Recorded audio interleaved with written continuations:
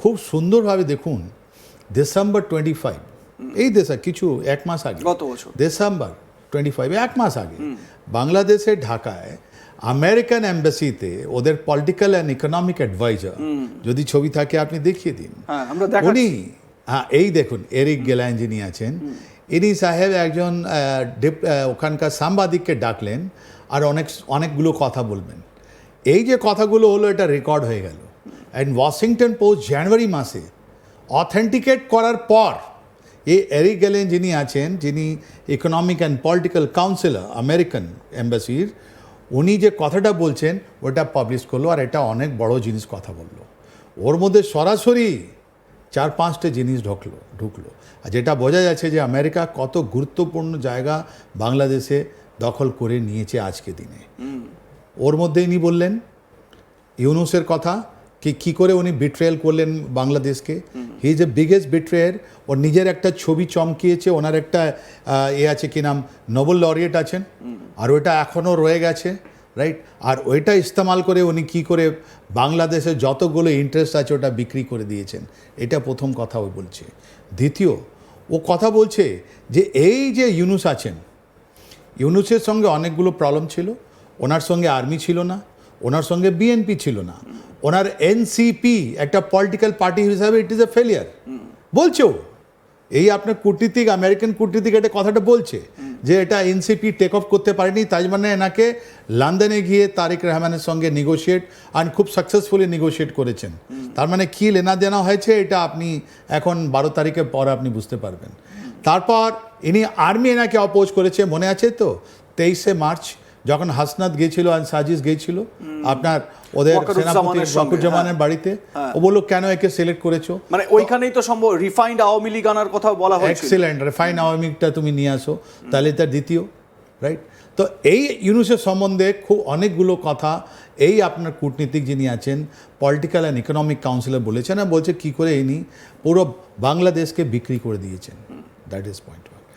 আবারও বলছে কি বিএনপি যেটা আছে, বিএনপি যদি পাওয়ার দখল করে তাহলে ওর মধ্যে কারাপশন আর নিজের মধ্যে ইনফাইটিং হয়ে ওরা হেরে যাবে, দ্বিতীয়। তৃতীয়, আওয়ামী লীগের সম্বন্ধে বলছে কি ঠিক আছে এই যে আইসিটি ওইটা তো কোনো লিগাল ছিল না, ওর মধ্যে শেখ হাসিনা ওয়াজেদকে যেভাবে আপনার পানিশমেন্ট দেওয়া হয়েছে এই ইউনুস এটা আছে খুব ভালোভাবে হ্যান্ডেল করেছেন, এটা খারাপ।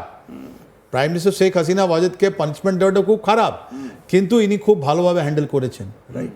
অ্যান্ড তারপর সবথেকে ইম্পর্টেন্ট জিনিস বলেছে জামাতের সম্বন্ধে।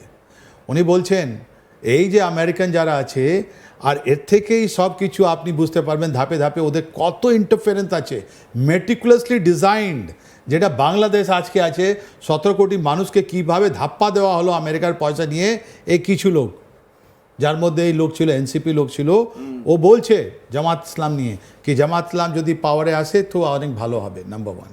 নাম্বার টু, ওকে যখন বলা হচ্ছে কি শরিয়ত ল আনতে পারবে, ও বলছে না শরিয়ত ল আনলে আমরা 100% ওখানে ট্যারিফ লাগিয়ে দেবো, আমেরিকা 100% ট্যারিফ আনে দেবে, তাহলে ওদের কন্ডিশনটা কাইল। তার মানে ওরা একটা ভয় দেখাচ্ছে। আমরা দেখতে পাচ্ছি মানে যেহেতু এই আমরা ট্রিপল এর কথা বলছি, আমেরিকা আসলো, আর্মিটা আমরা একটু পরের দিকে আসছি, আল্লাহকে যদি করে মানে আমরা যদি দেখি যে শরিয়া লটাকে এনফোর্স করার চেষ্টা করা হয় তাহলে সেটা মানে বিরুদ্ধেই যাবে, কারণ আমেরিকা সেটা হতে দেবে না।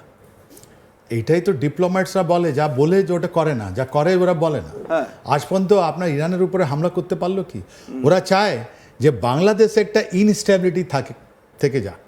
300 জনের যেটা ইলেকশনটা হচ্ছে ওই 300 জনের মধ্যে আপনার একটা ওরা চাই যে একটা ফ্র্যাকচার ওখানে তিনটে আগেই বলে দিচ্ছি আপনাকে, যতগুলো অ্যানালিস্ট আছে তিনটেই সিচুয়েশন এমার্জ হচ্ছে ওখান থেকে বাংলাদেশ 12 তারিখের পর, রাইট।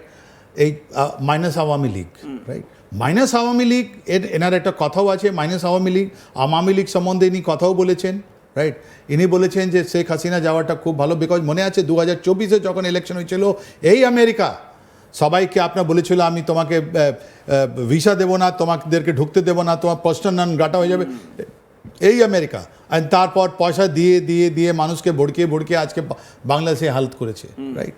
তা এই যে কথা যেটা আমেরিকা যেটা করেছে আপনার ওখানে, বাংলাদেশে যেটা করেছে, যে এক্সপেরিমেন্ট করেছে, পুরো ওদের ডেমোক্রেসিটা ধ্বংস করে দিয়েছে। ওরা চায় না ওখানে ডেমোক্রেসিটা আসুক।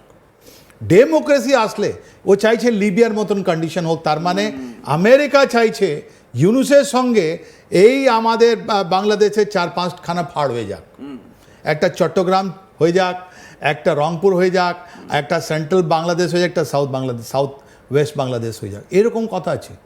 এরা যেরকম আপনার লিবিয়াতে করলো, যেরকম এরা ইরাকে করলো আমেরিকানসরা, এরা চায়, তাই জন্য চায়নার উপরেও কথা আছে ওর মধ্যে, বলছে যদি বাংলাদেশকে বুঝতে হবে কি যদি ওরা চায়না দিকে যায় তাহলে আবার আমরা ওদের উপরে আমরা আরও ট্যারিফ বাড়াবো। তার মানে ট্যারিফ ট্যারিফ ট্যারিফ একটা ভয়ের সন্ত্রাস, মানে আমি উপনিবেশবাদ করে দিচ্ছি বাংলাদেশকে। Bangladesh no more an independent country under Yunus, ও আমেরিকার শ্যাডোতে আছে। তার মানে আমেরিকা যে আগে পাকিস্তানে করতো, আজ আমেরিকা যতগুলো জিনিস আছে আপনার বাংলাদেশের মধ্যে করছে। এটা একটা ফার্স্ট আপনি যেটা বলছেন।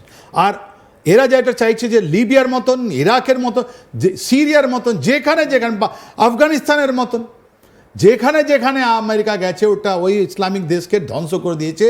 আর ওই ধ্বংস মধ্যে থেকে কি বেরোচ্ছে, ওর মধ্যে বেরোচ্ছে একটা মৌলবাদী সংগঠন।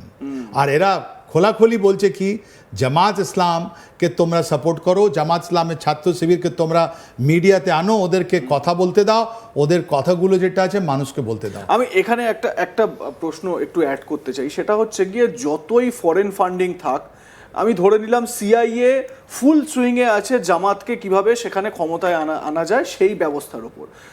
একটা সরকারকে মানে এরকমভাবে তৈরি করা কি মানে, আর বিশেষ করে জামাতের মতন সংগঠন যাদের রাজনৈতিক কোনো বেস বাংলাদেশে নেই। আমরা জামাতের যদি উল্লেখযোগ্য যদি কিছু বিষয় দেখি তাহলে সেটা মানে পলিটিক্যালি কোনো উল্লেখযোগ্যতা জামাতের নেই। বাংলাদেশের মানুষকে কি সেইভাবে মানে জামাতমুখী করা যাবে? আমরা যখন এই প্রশ্নটা আপনার কাছে রাখছি, তার আগে ডক্টর শফিকুর রহমান, বাংলাদেশের জামায়াতে ইসলামীর আমির, তিনি একেবারে তার ভাষণ, তার বচনভঙ্গি একেবারে পাল্টে গেছে। মানে তিনি যেন এরকম দেখাতে চাইছেন ক্ষমতায় আসলে বাংলাদেশকে একেবারে জান্নাতে পরিণত করবেন, এই রকম একটা তার ভাবমূর্তি বা তার একটা কথায় বার্তায় ভাব চলে এসেছে। তো এই ডক্টর শফিকুর রহমানের বক্তব্যটা একবার শোনাই, তারপর আমরা আসছি পরের আলোচনায়। আমরা ঘোষণা করেছি আমরা কোনো প্রতিশোধের রাজনীতিতে নামবো না। আমরা ঘোষণা দিয়েছি আমরা চাঁদাবাজি করব না। আমরা ঘোষণা দিয়েছি আমরা মামলা বাণিজ্য করব না। আমরা জাতির সাথে দেওয়া আমাদের কথা রেখেছি। আমরা আমাদের সহকর্মীদেরকে অনুরোধ করেছিলাম, আসুন, পুলিশ নেই, আনসার নেই, বিজিবি নেই, র্যাব নেই, 8 তারিখ থেকে 5 তারিখ থেকে শুরু করে এ রাজনীতি আমরা করব না। এ রাজনীতি করার প্রয়োজন আমাদের নেই। আমাদের রাজনীতি দেশের মালিক বনার জন্য নয়, আমাদের রাজনীতি দেশের সেবক বনার জন্য।